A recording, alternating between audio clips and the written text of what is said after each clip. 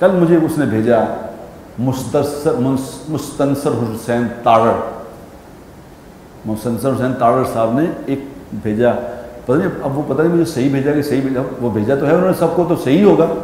तो उसमें उन्होंने मुझे क्लिप में भेजा कि दुनिया में अदलिया का जो निज़ाम है, अदल का, इंसाफ का जो निज़ाम है, 128 मुल्कों में से पाकिस्तान का अदलिया का निज़ाम 118 नंबर पे आया है। 118वें नंबर में आए हैं हम मुसलमान। 118वें नंबर पे आया है कि ये इंसाफ करने वाले, 117 इससे ज़्यादा इंसाफ करते हैं, ये 18वें, बस 8-10 लोग इससे नीचे हैं, बाकी ये समझ लो नीचे ही है सबसे।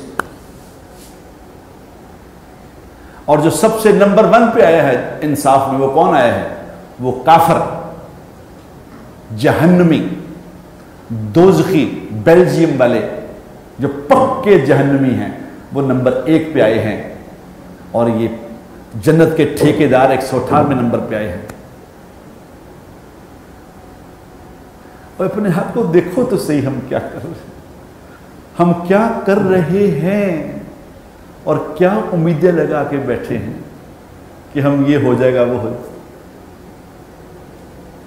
इकबाल, अल्लामा इकबाल रहमतुल्लाह अलैह का शेर है ना कि बिस्तर से उठ के मस्जिद तक ना जा सके इकबाल, मस्जिद, बिस्तर से उठ के मस्जिद तक ना जा सके इकबाल, तवक्को करते हैं जन्नत में जाने की। इसका मफहूम है शेर का।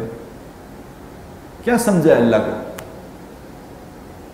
हमने क्या समझा अल्लाह को?